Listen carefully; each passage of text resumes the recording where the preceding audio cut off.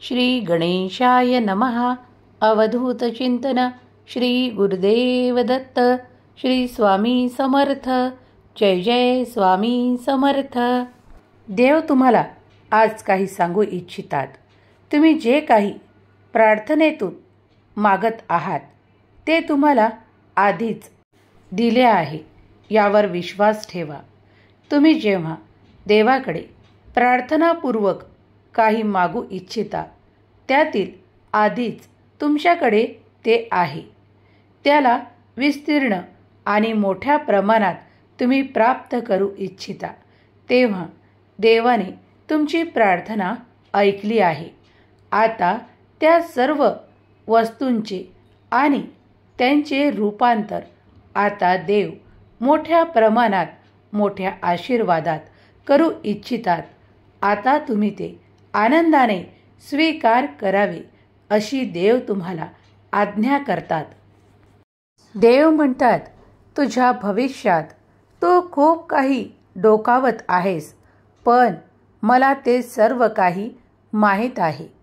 तेव्हा आता मी तुला सांगू इच्छितो की तू या क्षणापासून निश्चिंत राहा, कारण तुझा देव तुझ्या सोबतीला उभा आहे आणि तुझे भविष्य देखील तुझ्या ईश्वराच्या हाती सुरक्षित आहे. तर आता घाबरणे, चिंता करणे व्यर्थ आहे. तुम्ही देवांवर संपूर्ण विश्वास ठेवताना, माझ्यावर संपूर्ण विश्वास ठेवताना, मग तुमच्यासोबत जे काही होणार आहे, मग त्या काही चांगल्या गोष्टी असोत अथवा काही घटना असोत, त्यात तुम्ही संपूर्णपणे सुरक्षित आहात, कारण तुम्ही देवाचे प्रिय बाळ आहात. तुम्ही आज हा संदेश ऐकत आहात कारण ती देवांची इच्छा आहे. देवाने तुमची निवड केली आहे. या संदेशापर्यंत तुम्हाला आणले आहे. देव म्हणतात, होय, तुम्ही खूप काळजी करत असाल, पण मी कोण आहे हे विसरू नका. या ब्रह्मांडाचा चालक म्हणून तुम्ही माझ्याकडे ब्रह्मांडधीश म्हणून पाहता. मला खूप काही अशा प्रार्थना करता ज्या तुम्हाला हव्या आहेत, ज्या तुमच्या इच्छा आहेत त्या प्रगट करण्यासाठी मीच तुम्हाला ते आशीर्वाद प्रदान करतो आणि जे हवे आहे ते देण्याचा आशीर्वादही प्रदान करतो. माझ्यासाठी काहीही कठीण नाही. तुम्ही ते पाहू शकत नसला तरीही माझ्याकडे तुमच्यासाठी एक परिपूर्ण योजना आहे, ज्या योजनेसाठी मी तुमची निवड केली आहे. जर देवाने तुमची निवड केली आहे तर मग कशासाठी त्या चिंता? अगदी नजदीकच्या काळात तुम्ही ते प्राप्त करणार आहात, ज्यासाठी तुम्ही ते प्रयत्न करत आहात. उद्या कोण तुमच्या विरोधात आहे हे पाहणे तितकेसे आवश्यक नाही. त्याऐवजी देवाचे नामस्मरण करा, देवाचे चिंतन करा. मग तुम्ही या सगळ्या काळजीतून आणि भयापासून मुक्त राहून देवाचे चिंतन, ध्यान, मनन कराल. तेव्हा देव तुम्हाला अधिकही काही देतील यावर संपूर्ण विश्वास ठेवा, कारण तुम्ही देवाचे प्रिय बाळ आहात. तेव्हा आता चिंता नसावी. देव जे काही तुमच्यासाठी करत आहेत ते तुमच्यासाठी सुयोग्य आहे. देवाची वेळ अगदी निश्चित आणि कायम तुमच्या हितासाठी कार्य करत आहे यावर विश्वास ठेवा. तुझ्या हृदयातील वेदना, त्रास आणि ओझे मला समजते. दीर्घ श्वास घ्या आणि माझ्यामध्ये आराम मिळवा, कारण तो आराम देण्यासाठी मी तुमच्यासमोर उपस्थित आहे. तुम्ही जेव्हा जी काही इच्छा माझ्यासमोर प्रगट करता तेव्हा मीही तुम्हाला त्या आशीर्वादांसाठी नियुक्त करतो आणि तुम्हाला त्या योजनेचा भाग बनवून तुम्हाला ते आशीर्वाद आणि चमत्कार देऊ इच्छितो.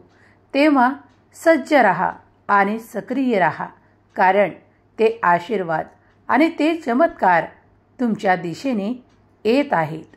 आता चिंता सोडा आणि देवाचे ध्यान करा.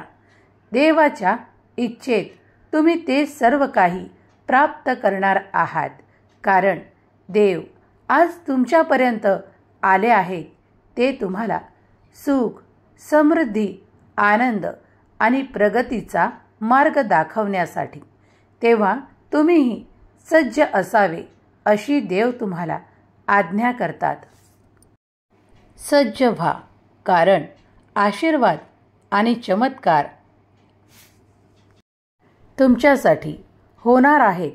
तेव्हा ते स्वीकारण्यासाठी सज्ज राहा. देव म्हणतात, जर तुम्ही ती इच्छा ठेवता तर त्या दिशेने कार्य करणे सोडू नका. जर तुम्ही योग्य दिशेने कार्य करत आहात तर यश तुमचेच आहे आणि त्या प्रसंगी तुम्ही जो काही निर्णय घ्याल तो सर्वोत्तम असेल, सर्वोत्तम ठरेल, कारण त्याच दिशेने तुम्ही तुमची प्रगती साध्य करणार आहात, तुमचे ध्येय निश्चित करणार आहात. तेव्हा विश्वास ठेवा की तुमच्यासाठी सर्व काही योजनेनुसार सुरू आहे. ही देवाची योजना तुमच्यासाठी आहे.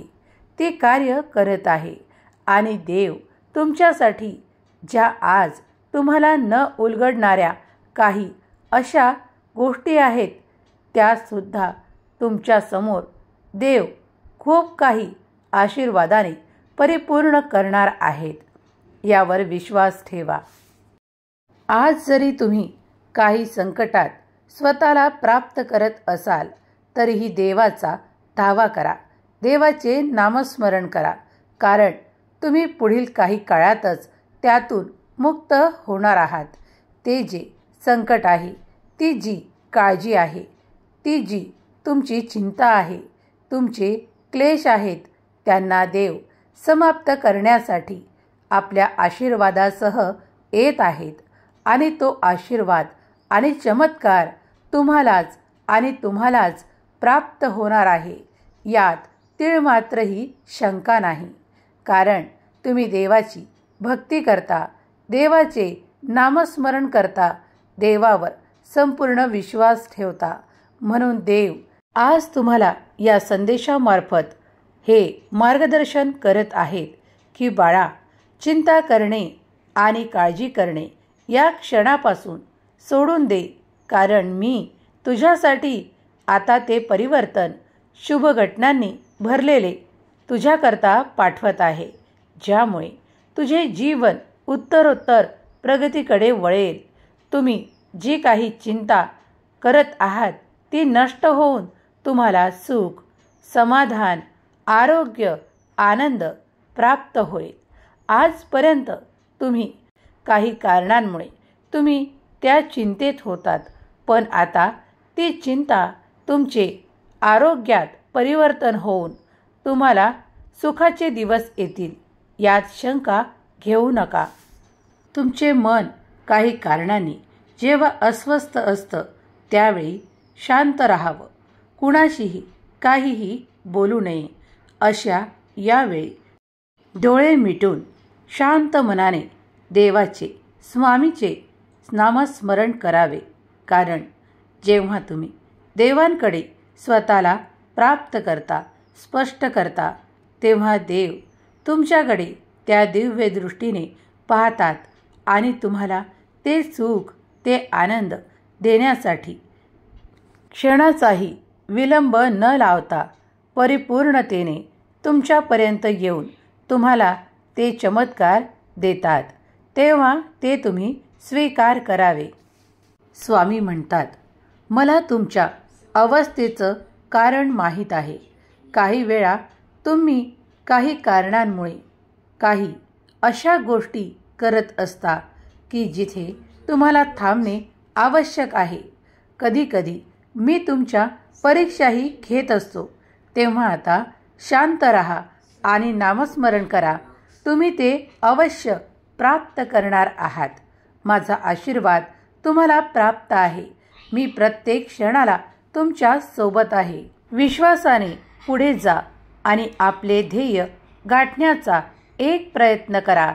यश नक्कीच तुम्हाला प्राप्त होईल. माझे चमत्कार, ते दिव्य आशीर्वाद तुमच्याकडे येत आहेत. त्यांना आनंदाने स्वीकार करा. नेहमीच आनंदी राहा. आनंद वाटायला शिका. आनंद वाटण्यात अधिक आनंद आहे. बाळा, सुखी राहा.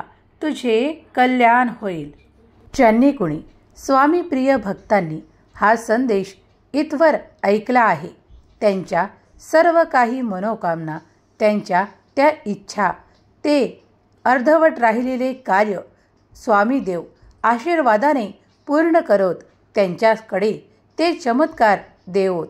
त्यांच्याकडे ती आर्थिक समस्या आणि कोणत्याही तऱ्हेचे त्यांचे नुकसान कधीही ना हो आणि त्यांचे आरोग्य सदैव उत्तम राहो आणि स्वामी भजनात, स्वामी नामात ते नेहमी सतत दंग राहोत.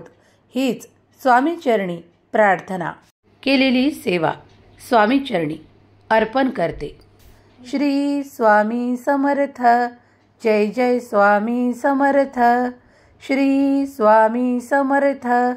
जय जय स्वामी समर्थ.